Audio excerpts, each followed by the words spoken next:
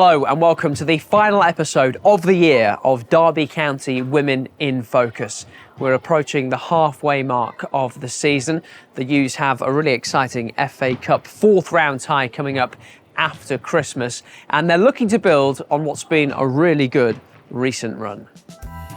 It's a run that has seen them taste victory in 3 different competitions, including a hat-trick of FA Cup wins. They've scored plenty of goals in this sequence too, 23 in their last 5 games alone.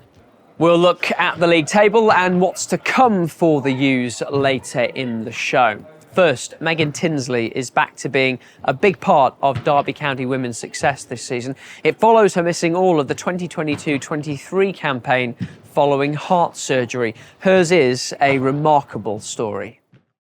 Well, when I was 5, I had open heart surgery when I was 5. So there wasn't an issue after. I used to have loads of checkups. And when I was 15 or 20, I got the all clear.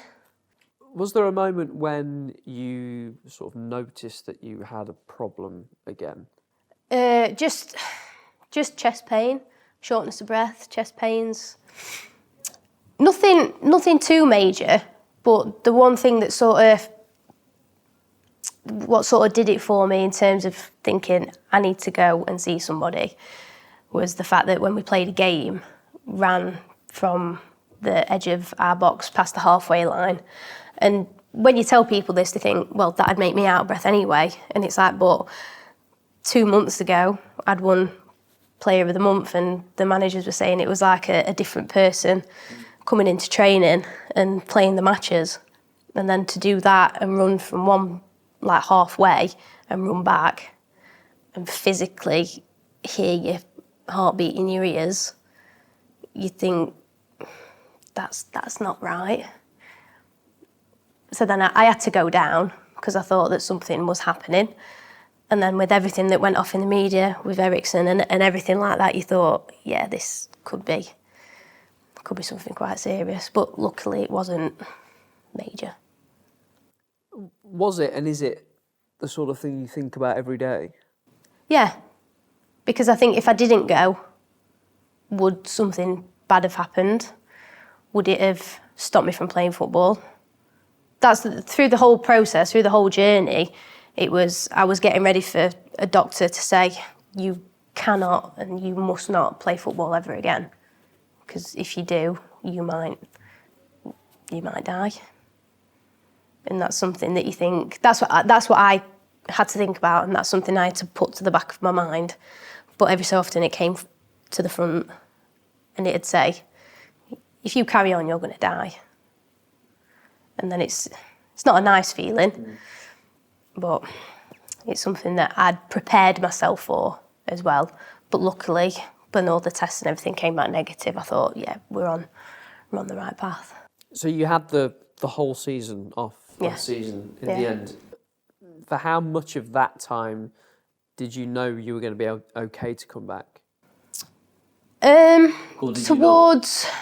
Towards the end of the year, towards the end of the season, when it got to February time, I thought, yeah, I'm not going to be coming back. But physically, I felt fine. I could do certain things and I think, yeah, I'm okay. But because the doctors were saying that you can't do any physical exercise, and I thought, well, how do I know if I'm going to get chest pains if I don't do any exercise? So I did a little bit. And I thought I was going to be all right, and I thought I'll just prepare myself for pre-season. And can you just explain what you had done more recently? I had a implantable loop recorder fitted, which monitors my heartbeat and heart rate 24 hours a day. I have to carry around a little device with me just in case I get chest pains. And then that records 5 seconds before and 5 seconds after, and then sends it to the hospital. And I've got something at the side of my bed as well. And that picks it up better in case something happens in my sleep. So that's something that I'm aware of as well. I don't know if you've ever spoken to Mark O'Brien or know his story particularly, he played for Derby County and had open heart surgery at 16 and had to retire early, I think at 30. And I've had a lot of conversations with him about it, and he sort of approached it in the same way that you seem to be doing, which is I'm going to try and do what I enjoy and what I love, which is football, for as long as I can. But he always had the prospect of not being able to do that hanging over him. Is that how you feel still? Sometimes, yeah. Sometimes when I'm training and you feel a little twinge, you think, I'm not going to say anything.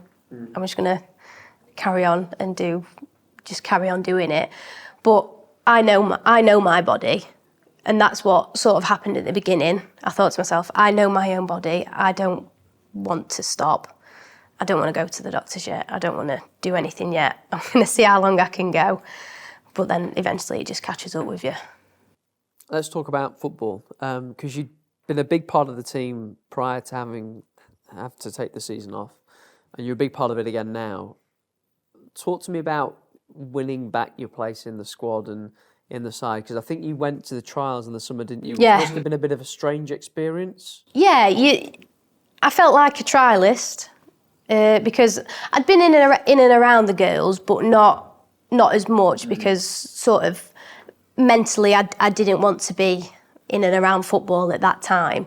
So coming back into it, you was greeted with open arms, and the fact that the manager and like Sam and Bart had looked at me and thought, yeah, we'll see how she goes, which they have to with every single trialist. I didn't know if I was going to get my place or not. And we was playing a friendly here, and I was getting changed, and Bart said, just come into the room next door. She says, me and Sam want to speak to you. And I thought, oh no. Like they're gonna say, look, we've seen you, we don't think you're gonna fit back in. But they sort of said, we want to keep you. And it was a bit of a weight off my shoulders, because that's something else I was thinking about.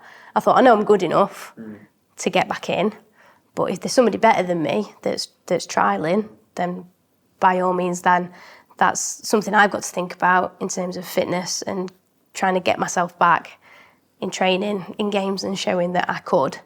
And up to now, I'm sort of, a regular. And how pleased have you been with your form this season? At the start, I felt a bit rusty. Which is understandable. Which is understandable. Fitness was not there yet, but now it's getting towards the top again for me. And the training sessions that the coaches put on are brilliant anyway. So you're getting fitness out of it, but you don't know that you're doing it, which is something that I enjoy. You don't realise you're doing as much running, and then when the analysis say that you've done so much in training, you think, God, I didn't think I'd done that much. But in terms of performances in matches, I think I've been doing pretty well, which is putting me in the sides week after week, so I must be doing something right. And the team's on a really good run just at the moment. A lot of those wins have come in the Cup, and you've got Leicester in the 4th round in the new year. How big of a tie is that for you guys? It's a bit of a local side as well. So I think the atmosphere at Mickleover will be pretty decent. And I think the form that we've shown, you don't know if Leicester are going to want it for starters. You don't know if they're going to be focusing more on the league, and they might not want a cup run.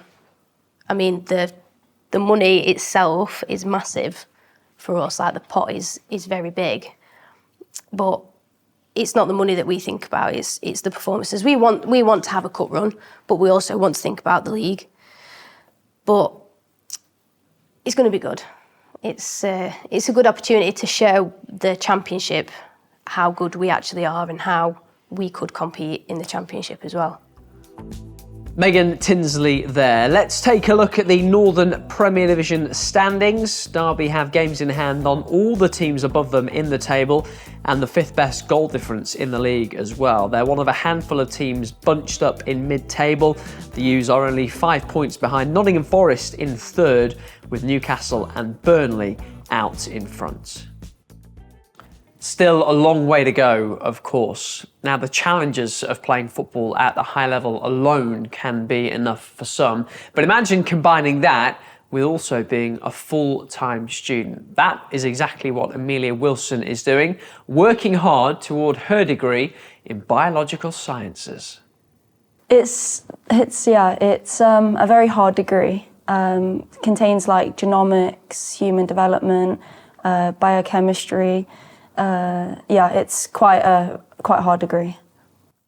Is there a typical career path that someone goes down after getting it? Yeah, a lot of people go down forensic science route. I think that's something that I'm interested in. And then other people go into like lab-based, kind of working for pharmaceutical companies and stuff like that, so yeah. And what was the reason for you choosing to do it?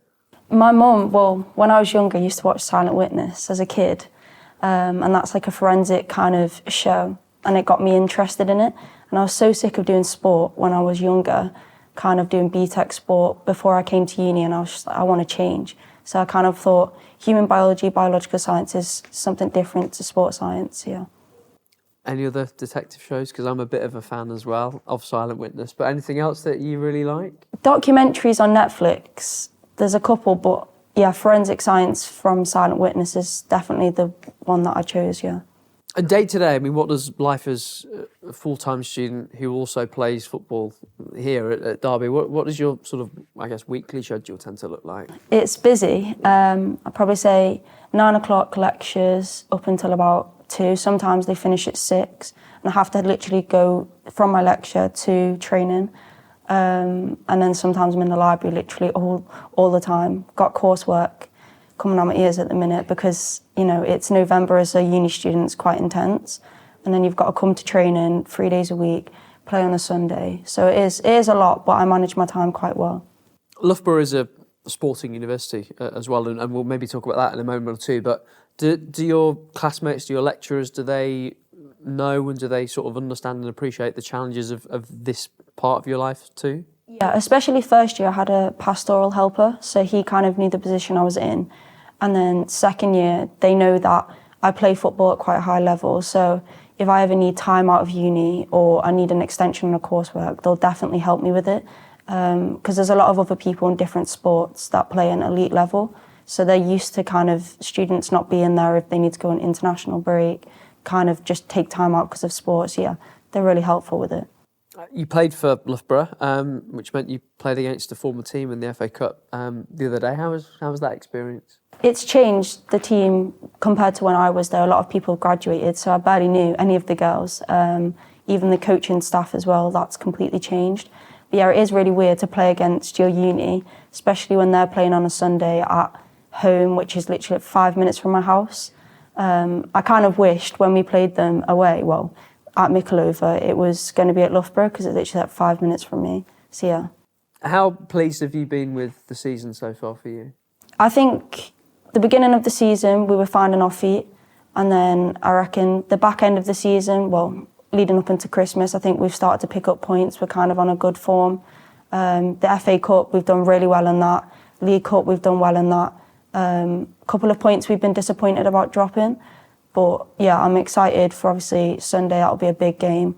And then, January, start again. Yeah, excited for the FA Cup as well to try and continue the run against Leicester. So it's a good tie for you. Yeah, it's a massive. I was saying to my dad, I've never played against WSL players before, trained with them before I came to Derby, obviously when I was at United, but never played against them. So it's a big test, but I think we've all kind of put that aside because we've got 2 massive league games. We've got West Brom and the Liverpool Feds, so we need to focus on them and then look on the FA Cup. Are you going to get any time off over Christmas, or is the coursework going to overtake things? Well, I go back home on the 23rd, and then I've got to be back for the 27th, so I'm going home for 4 days. My mum was saying that she might come and stay with me for New Year, But yeah, I'll be revising because I've got exams in January, so yeah, it's going to be intense. Emelia Wilson there. Just one more game for her and the girls before Christmas. That's at home to West Brom on Sunday. They resume in the new year against Liverpool Feds before that FA Cup fourth round clash with Leicester City, and the National League Plate trip to Sutton Coldfields rounds out January. And that's it for this episode of Derby County Women in Focus. As always, you can get more on the website. That's dcfc.co.uk. Tickets available there as well. We'll see you in the new year. Until then, goodbye.